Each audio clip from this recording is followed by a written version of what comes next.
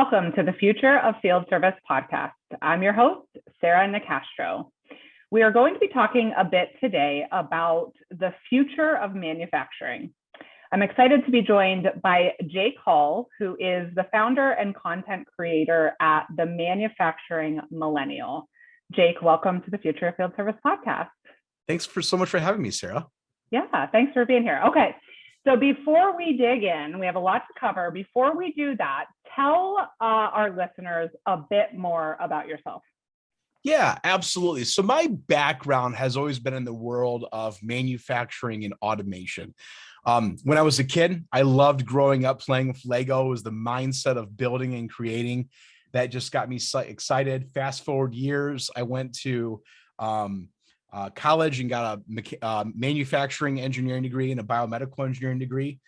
Fast forward 10 years later after that, and currently I'm a business development manager for a company called Fine Zelstra. We're an industrial tech company that helps manufacturers modernize their existing systems and integrate new ones. And at the same time, I have a personal brand called the Manufacturing Millennial, where I love to advocate manufacturing. I love to tell companies stories of what products and solutions they're bringing to the market that really solve a lot of problems that manufacturers are facing, and then talk about workforce, talk about skilled trades, and just a lot of great conversations around that. Yeah, I love it. Yeah, we're not dissimilar, Jake, in what we do. So it's exciting that our two worlds are colliding here. All right, awesome. So there is a lot that I'm excited to pick your brain on. So first, I want to talk about, you cover a lot of the trends that are happening from a technology perspective in the manufacturing space. Let's start there. So anything that comes to mind for you, what are some of the most exciting trends that are happening in manufacturing that you think are really changing the game? Yeah, absolutely. So let's talk about why those trends exist. So in manufacturing has always been viewed as an industry that's dark, dirty, and dangerous, right? It's the industry that your grandparents worked at and your parents never encouraged you to go into. Well, what's happening now in the manufacturing space is our industry is turning from a product-based industry to really a digital one. Mm-hmm. We're innovating in a lot of ways that are leveraging new technologies like artificial intelligence, robotics, augmented reality, what we classify as the fourth industrial revolution, Industry 4.0. Mm-hmm. And some of really cool stuff that we're seeing is new technology that's being adapted by younger generations, that's being adapted by the millennials and the Gen Zs of the world, where we're taking products and innovation that we've used a lot of times in our daily lives and then bringing them to manufacturing.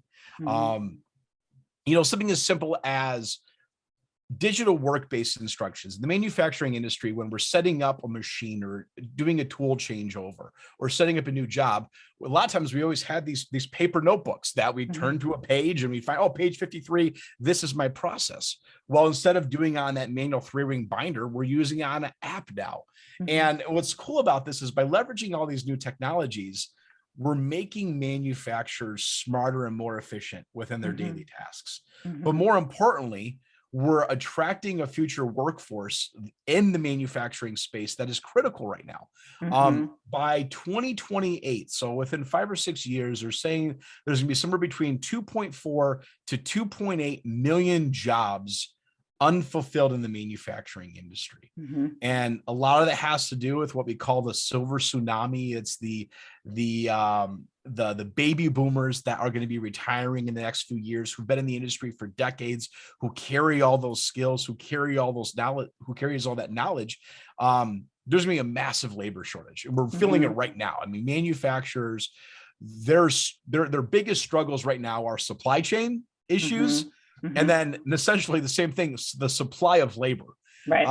So by leveraging these new technologies, it's really making manufacturing exciting because it's making them more efficient and it's making the industry more excitable for people to come and work in. Yeah. Way more appealing than our parents were maybe making it out to be, or than, it was. But Okay, so if you think about some of the trends you mentioned, robotics, artificial intelligence, augmented reality, those sorts of things, what do you see? Like, what are some of the biggest ways you see manufacturing operations evolving, and what will that look like in, say, 5 years from now? So I'm curious for you in your role, like, how widely adopted are some of those cutting edge technologies, and how much do you think that will expand over the next 5 years? Yeah, absolutely. How widely adopted? The answer is simply just not enough. Mm-hmm. Um, for a long time, automation was viewed as a risk because with automation becomes the skill and the knowledge of knowing what to automate, Mm-hmm. the know-how of how to build systems or how to work with integrators to create those automation solutions. And then the third part is turning that capital investment into a really an operational expense of how do you keep those investments running after the person who supplied those resources for to you has left. When you look at the manufacturing industry, somewhere around 95 to 97% of manufacturers are small to medium-sized businesses, Mm-hmm. SMBs, SMMs, there's different abbreviations, but that represents the majority of the manufacturing industry is small to medium-sized businesses under 50 employees. Well, with a company that's under 50 employees, a lot of times the owner who's running that company has to worry about a lot more than just the automation of integrating a new robotic system, for example. Mm-hmm. Let's Mm-hmm. use um a machining company as example. So Tim down the road has a machining company where he employs 20 workers, and those 20 workers are running 15 CNC machines on their floor making parts for a tier 3 automotive company. Tim has a lot to worry about. He has to worry about scheduling. He has to worry about, getting materials and battling the labor shortage, all this stuff. And all the people who currently work for him aren't necessarily engineers or robot programmers or all that stuff. So how can he leverage new technology, but at the same time being a low cost entry point for him? Mm-hmm. Robotics is a fantastic example of that. So Mm-hmm. collaborative robots is this idea of industrial robots have been around for decades. They first entered the automotive industry 40, 50 years ago, more Mm-hmm. than that. But collaborative robots are interesting because they've been viewed as not necessarily used as a collaborative space, but because it was very easy for a first-time robot user to learn how to program a robot and set it up. Well, this robot's doing is it's allowing a worker to not stand by a machine anymore and wait for that part to complete. A worker or a CNC person can then program that robot to then take parts in and out of a CNC machine autonomously. So Mm-hmm. now that one worker can now run 4 machines instead of just a single one. Because Mm-hmm. what's happening right now is Tom, who's down the street, or Tom or Tim, whoever I use that as an example, is also competing against Amazon, who just Right. installed their brand new 600,000 square foot facility where they're paying 401k, 4 weeks of benefit, flexible hours, all that stuff. So Mm-hmm. he can't pay or be as competitive as one of the largest companies in the world. So Mm-hmm. how does he stay in business? Well, he leverages automation by reducing the risk of really of labor, of keeping Mm-hmm. talent inside of his area, where if he can't hire 20 machinists, he needs to find some way to stay in business. Right. And he's going to use collaborative robots or automation or machine tending or a work cell, for example, to make his operations more efficient. That's Now, sorry, go ahead. yeah. So that's just kind of an example of leveraging automation from a smaller scale. Right. Now, the ultimate objective, though, is not for Tom Tim or Tim Tom to not hire anyone, right? Yeah. That's where the collaborative word comes in, right? You're talking about tools and technologies that can assist the workforce to maximize their utilization, to make their jobs easier, to keep output high, those sorts of things, not the idea of completely replacing the machinist. Yeah. Am I understanding that correctly? Absolutely. We want people to work with robots, Right. not like robots. Right. And those are two different things, right? If a person is doing this repetitive task over and over again, what value are they bringing? What is their purpose? Where are they proud to go home and say they did at work when they go home from dinner that night, or they're talking with family? If they're just doing the same thing over and over again, that's working like a robot. But if you can go and you can work with robots to make them do those boring, repetitive, a lot of times unsafe or, high physical demanding jobs, and have a robot do that instead, and you're managing these robots, that's of value. Right. No, and maybe several decades ago when the manufacturing in the US was struggling, competing with a global economy where a company could go and get a product in China for pennies on the dollar compared to where they could get it in the US. Yeah, manufacturers needed to reduce their cost as much as possible. But that time is changing, where the cheap labor is gone. Right.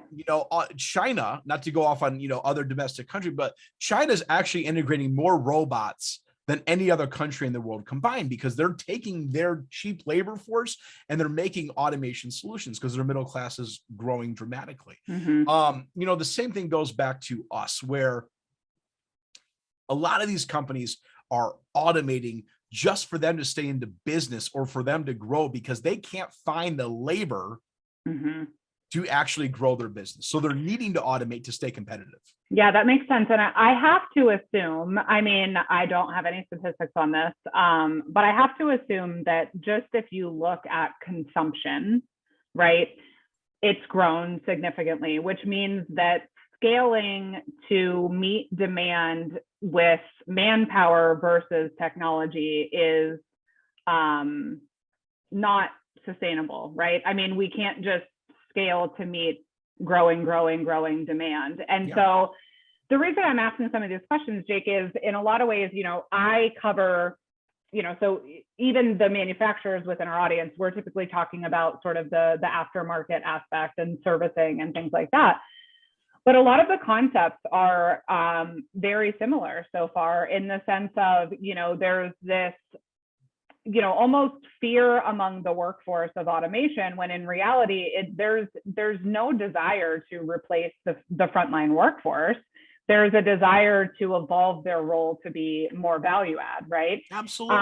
And then the other point you made, which is, small company, mid company, large company, what we find is these, leaders who are overburdened with putting out fires, to the point where something like this, that ultimately is going to help them significantly short-term and long-term, is just insurmountable, because they don't have the bandwidth to think innovation, because they're scrambling to do what they need to do in the day. So yeah, absolutely.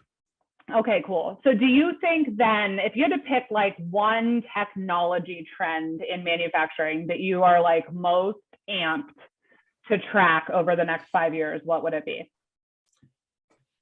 The adoption of artificial intelligence within manufacturing. We're seeing it a lot within the warehouse and the logistics industry right now. There's a lot of companies that are out there that are leveraging artificial intelligence with robotics to do like autonomous picking and material handling. I have a really good friend over at FedEx, and he's responsible for adapting new technologies into the logistics systems to make them more efficient. So down in Memphis, he worked with the team to integrate robots that are handling literally millions of parcels a day that were once a heavy labor process, like from like 3 a.m. to 7 a.m. or some crazy number in the middle of the night that no one wants to work. It's such a boring task, but someone had to do it. Well, they're leveraging artificial intelligence to autonomously find the parcel or the package or the bubble wrap, that they're picking. A robot will pick it, separate it, and take these tasks that were once a very strenuous, high turnover rate person, because no one wants to do the same thing of this over and over again. For those of you listening, I'm just throwing my hands back and forth as you're in a post office, just throwing packages all over the place. No one wants to do. There's no value in that. There's no like, man, I'm so happy with my life. I'm doing this right now. What they want to do is they want to take those tasks and give that to a person who can then say, hey, you're going to run 4 robots now. You're going to make sure that they're running. If there's a question that a robot has, we're going to send you a notice and you're going to make a decision for the robot. There's value to that.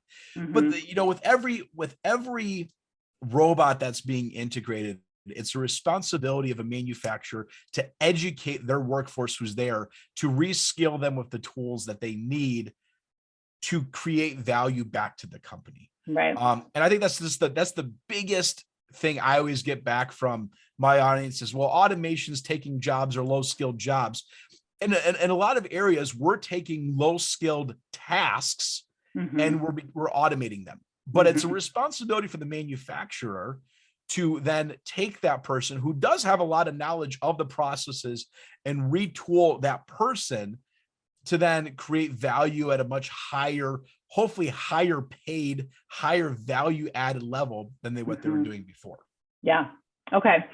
All right. So let's shift gears and talk a little bit about the people part then. Okay. Yeah. So we've talked about some of the trends. It would be cool to get some, maybe some stories from you, maybe some of the companies you've worked with that might be willing to share some of the advancements that they've made. I mean, it would be interesting to hear some of those applications. I was at an event for DHL a couple of years ago before COVID, and it was at their innovation center here in the Americas, and they had a picking robot, set up and working, and they did a bunch of, they had a lot of really cool things that they showed. They also did some virtual reality stuff, but that robot definitely stuck with me because, they put it through the rigors, if you will, of some different jobs to kind of show the scope of, what it was able to do. And it was quite impressive. So, all right, so let's talk about the impact all of this has on people, okay? And so the first thing I want to talk about is, how would you comfort an individual who has a career in manufacturing that has heard the first 10, 15 minutes of this conversation and has that immediate automation is going to take all the jobs, mentality? Well, automation is not going to take all the jobs because right now there's going to be 2.8 million, 2.4 million unfulfilled jobs in manufacturing. So automation is never going to take jobs. It's going to fill the massive gap we have right now in manufacturing. And that's just because of the growth of the industry, the growth of demand. When you're going to see a lot of reshoring happening here in America as a result of the COVID, of the pandemic, really spiking that stuff. When people can't get their product off of a cargo ship, it really doesn't do great for them when, they might have saved 20 cents on the dollar by manufacturing it overseas. Well, if they're not getting it, what's the point? Your 80 cents on the dollar isn't doing anything for you. So you're going to have, an increased demand of localized manufacturing, domestic manufacturing here in America and domestic supply chains. And so the person who's saying, well, automation is just going to take my job. Automation is going to take jobs, but what we're going to see is you will then hopefully be moving up within the area to basically be reskilled in an area that's going to create more value. What I'm not saying is it's just one of those things that's just going to happen. There's in my mindset, you always need to keep learning. You always need to learn new things. If you are living at the status quo for 40 years, not learning something new or learning a new skill, for me personally, that's pretty boring. It's your responsibility, I think, just as a human to continue to always learn and re-educate yourself with the changing times. Right.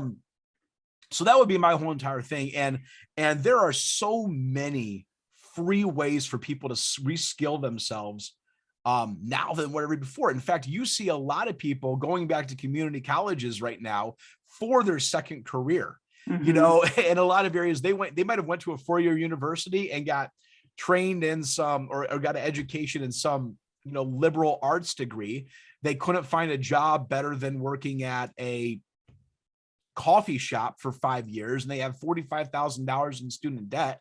Well, they need to find an industry that's hiring. Well, manufacturing is hiring at a great rate right now. Right. So they go back in there, they get their apprentice program in robotic programming or welding or plumbing or HVAC. And now they're getting reskilled at the middle of their career, 30 and 40 years old. And now they have the opportunity to have a much more stable career that's going to continue to keep them successful and take care of them for many years to come. And I think, you mentioned this a little bit, but, there is a personal responsibility for people to upskill, reskill themselves, right? Just to continue learning, right? I think if manufacturing or service or automation or not, I think collectively, like, we are past an era of just complacency, right? Absolutely. Like, we are past the time of being able to show up to any job for 40 years in a row, punch in and punch out, and never give, an increasing amount of value over that span of time. I just don't think that exists anymore. So there's a personal responsibility there, but there's also a responsibility of the manufacturers themselves to make sure that they're planning on how to reskill and upskill. So what I wanted to ask is, what are some of the areas, when you think about these education paths and some of the skills that are going to be increasingly valuable in the coming years, what are some of the areas that come to mind that, would be applicable for people to consider kind of evolving into? Yeah, I mean, with every robot that is put in place, you're going to have people who can manage those robots, people who can program those robots. With any level of automation, there's going to be people who need to be skilled in understanding what that data is, understanding what, making decisions off of the information that you're being provided from an interconnected smart manufacturing floor. But, if people aren't in the technical side of things, you don't need to be an engineer to do stuff. You can, if you're good with working with your hands, and you're not necessarily the brain type, but more the physical type, great.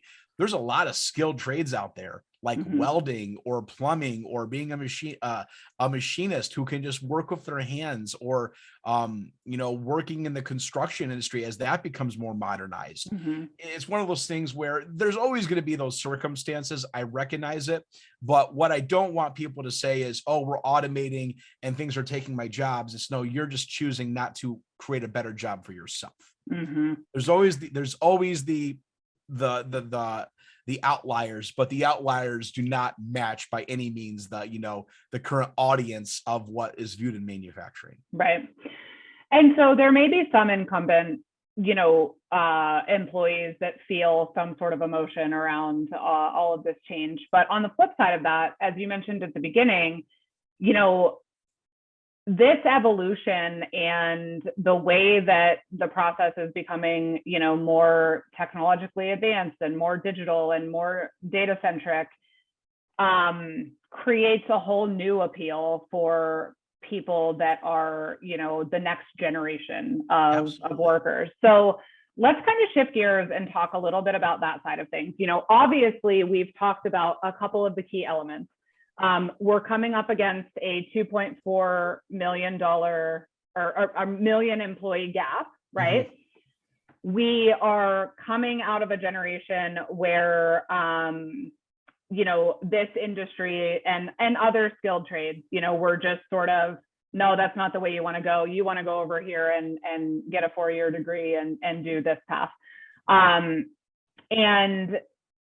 so how do we bring this all together, right? How do we increase the appeal and appropriately evangelize the modernization of manufacturing?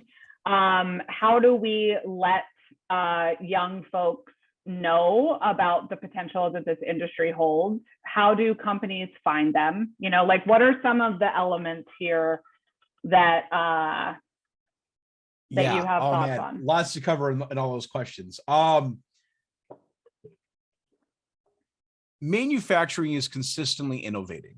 And, as I mentioned before, with innovation comes new technology. With new technology comes the adaptation of using that technology. And the one thing that I can say is Millennial and Gen Zs, we grew up with technology. We are not afraid to program things. We're not afraid to leverage technology to get us information or to teach us things. Mm-hmm. You know, when we want to learn something new, we want to learn how to make a recipe, or, you know, change the tire in a car, or change the oil, or how to fix, you know, an appliance in our house. We turn to video, we turn to YouTube. We are a new society of self-learning, self-teaching skills. Mm-hmm. You know, and before, you know, 20 years ago, if we wanted to know how to replace a component in our car, we had to go to AutoZone, pick up an owner's manual, and learn how to do something and find the correct page, you know, through the appendices. Well, now we can just go on YouTube and type in how to replace component on car, and you're going to get 45 videos. Mm-hmm. I think it's the exact same way when we look at manufacturing. When we want to change how we're running, we can adapt automation at a much higher comfort level than what we did before. And so, like, that's one of those things that I always encourage with small to medium sized manufacturers. Well, I don't know how to program a robot. I don't know how to program this. I don't know how to do this. So, you know, who is willing to learn, is learning to learn how to use new technology? Millennials and Gen Zs, because we grew up with learning how to do all these different apps and programmings and all this stuff just naturally. And for something that's very intimidating and difficult to an older person, it comes very easy to a younger person. I was actually talking to my wife earlier. It was either yesterday or today. My 4-year-old daughter knows how to operate a TV remote better than what my dad does. So here's a 4-year-old who's relatively young, but, you know, knows how to work an app or an iPad or a TV remote better than my dad, who literally has been around since the technology has been existing. That just shows the mindset of how younger generations can think around technology and adaptation. Yeah. So that's something I go back to manufacturers. What you view as a high risk or a area of non-understanding is a completely different perspective than, you know, younger generations. The same thing goes with, let's just say, you know, you're not in manufacturing, and this is just a general person who's listening to this conversation. Marketing or social media influence, you might find it very difficult to create posts on LinkedIn or social media, or film a video as a subject matter expert talking about a topic. You, as an older person, might feel intimidated by that, but your college intern or the person you just hired out of college might say, oh yeah, I can totally do that. How many videos do you want a week? You know, and that's just, do you know how many TikTok followers I have? Yeah, exactly. Yeah. You know, but, you know, it's just one of those things, is leverage your generational skill sets to what they're good at. And this new generation is very comfortable with technology and sharing and expressing more than any other one. So if you don't know how to do it, maybe your problem is not hiring or changing the mindset of getting the right people in to leverage those solutions and be innovative. Yeah. So I agree with everything you've said. There's two challenges I see. One is organizations who have historically hired based on experience that are unsure at best or unwilling at worst to change that to, instead of looking for experience, they're looking for skills or aptitudes or abilities that they can allow to grow in the role that someone's taking. And then the second is, on the flip side, going back to the challenge we talked about earlier, which is, how do we then have these opportunities hold appeal for the young workers that are, you know, the ones who could come in and, you know, learn on the fly and figure it out and do some of the things that the, you know, existing leadership is uncomfortable with. Yeah. So going back, so your first comment, what was the question of that you seeing as an issue? Sorry, I'm notorious, Jake, for asking multiple questions at once. The first part is that companies are historically hiring on experience. Yes. So they're only finding these people if they have, you know, 5 years of experience in X role, rather than looking at the kind of generational aptitudes that you're bringing up, which is, you know, maybe they come from, you know, I had a friend on a podcast a couple of weeks ago, and he said, you know, they've started looking for people that worked at Chick-fil-A before, because they're very organized, they're very good at customer service, and Yeah. he doesn't care if they have experience. He can bring them in, teach them what they need to know, and send them on their way. But historically, these organizations are just dead set on looking for X years of experience. Oh, absolutely. You know, the idea of, you know, you always see those, you know, posts on social media of like, hey, we need you to be, you know, have 4 years of a 4-year degree plus 5 years of experience, you know, and you know, a starting salary of $16 an hour. I'm like, Mm-hmm. you know, so the idea, I think that goes back to like a whole entire HR thing, where Mm-hmm. there's a massive misconception of what you actually need versus what you're putting down on paper.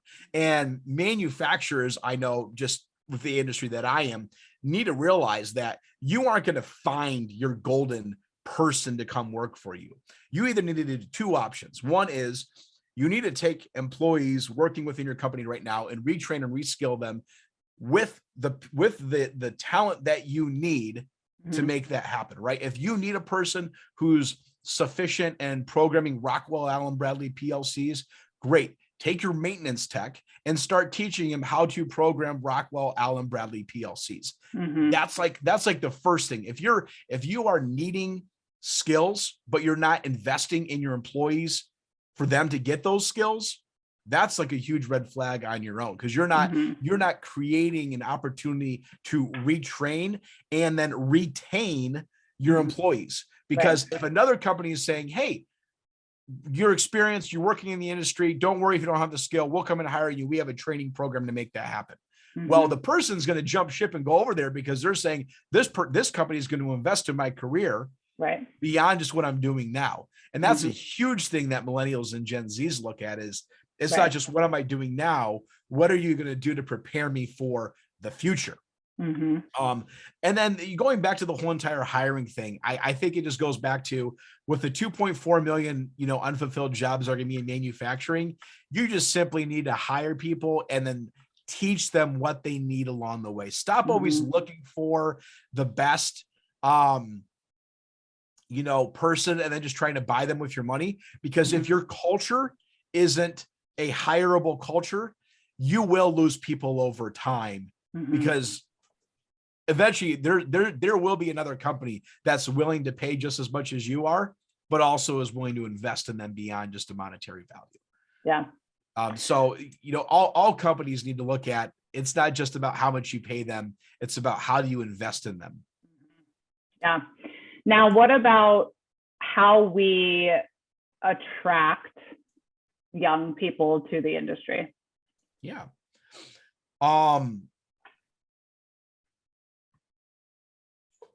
Within younger generations, I always like to,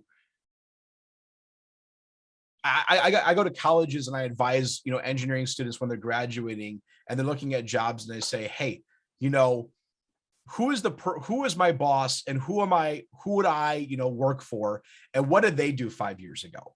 Mm-hmm. You know, because I always want to know, is the person who I'm going to work for, have they been in that position for 5 years? Because a lot of times, if it's a position that and you're working for someone in a department or a category, the person you're working for is probably would be the next step in your own promotion.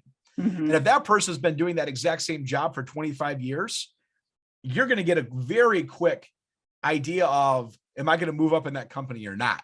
Right. Versus if your current manager has only been there for 18 months because he was in your position 18 months ago, Mm-hmm. and to say, hey, maybe they're growing a lot, or maybe there's a lot of maybe there's a lot of turnover within the company.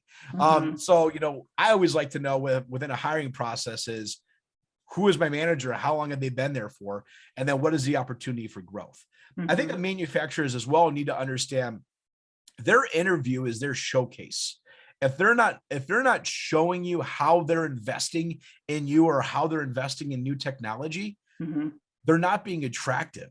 You know, if you're going in there and you're trying to hire someone and say, oh yeah, we've been doing the exact same thing for 20 years, Mm-hmm. there's no opportunity for that person within that company. Yeah. And, you know, they're going to look for somewhere else to say, oh yeah, we've just, you know, we've added 3 new automation cells in the past 6 months, and we want you to help learn how to run those. Mm-hmm. You know, there's opportunity there because they're investing in something new for growth. Mm-hmm. And if you're not creating, you know, if you're not adapting new innovation and solutions, then you're not going to attract the people to come work for you either. Yeah. Now, can you talk a little bit about the role social media can play in sort of bridging this gap, changing the perceptions of what manufacturing is, helping organizations, sell the story of why someone would want to come work for their company. I know you're a big proponent of the, power of social media. And I mean, at least my perception is that, it's not something that's broadly utilized by manufacturers. So, what are your thoughts on the role that could play in helping them find more talent? So like we talked about originally, right? Manufacturing is an industry that's viewed as a dark, dirty, dangerous, dull environment, the 4Ds.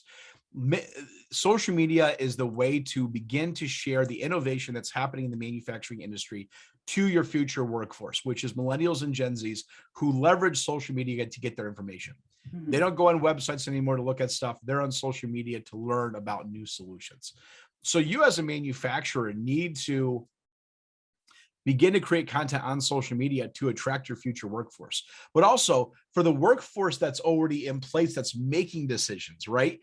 For a lot of manufacturing companies, engineers who want to learn about a new product don't necessarily call the sales rep anymore to find out information. They'll go on YouTube and they'll learn what that product is. I think YouTube's probably one of the biggest source for design engineers and controls engineers, because if they run across a error within a PLC and they want to learn, I bet you they're going to go on YouTube and type in that error sooner than they're going to go to that manufacturer's website and look in their, instructions or their reference articles, right?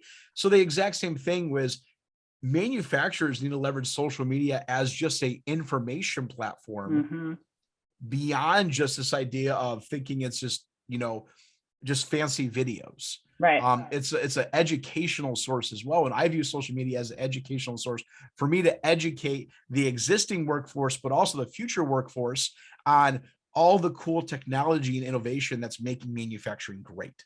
And that's why social media should be leveraged as well. It's not about just attracting your future workforce. It's about sharing the innovation that you're doing to address the problems that we're facing right now in the industry, and do that in a way that's showing how you're solving a problem and not just how you're selling a product. Yeah, I love it. All right, Jake, is there anything we have not gotten to that we should touch on today? No, I would just say the last thing would be is if you are a company, understand that it's your responsibility to invest in your future workforce and invest in the skills and the trades that need to happen. In this case, if you're a manufacturer, what are you doing to invest in your local community colleges or universities or career tech programs to make sure the kids who are graduating are applied with the correct skills that make them hireable? If you're a manufacturer and saying, oh, well, the kids graduating from my local college and university don't have the skills that they need to make them hireable, and we need to go hire someone else, then that's your own fault and failure, because you had the opportunity to impact that program to say, you know what, I need you to have these classes and these subjects taught in your college because that's what we need right now in the industry, right? The college university should be designed around to prepare people for their future career. But if there's a mismatch of people graduating, not being prepared to enter the workforce because they don't have the skills, we got to fix that.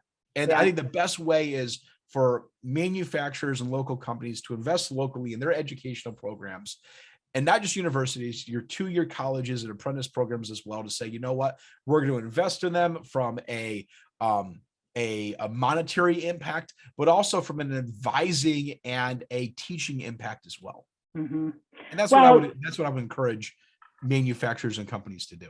Yeah, I mean, there's just far more responsibility today than there was 5-10 years ago to create the talent you need. You can't just sit back and wait for it to come to you. I mean, it's not happening. I like the point you made earlier too. I mean, you mentioned that you go and speak at some of these colleges and schools and universities, and that's another really good opportunity. The earlier organizations can plant the seed of the potential in the industry and the innovation in the industry and the, career opportunities that exist, the better chance you have of getting someone's attention before they've, already, chose another path for themselves. So that's really important as well. Yeah. All right, cool, Jake. Tell our listeners where they can follow the Manufacturing Millennial.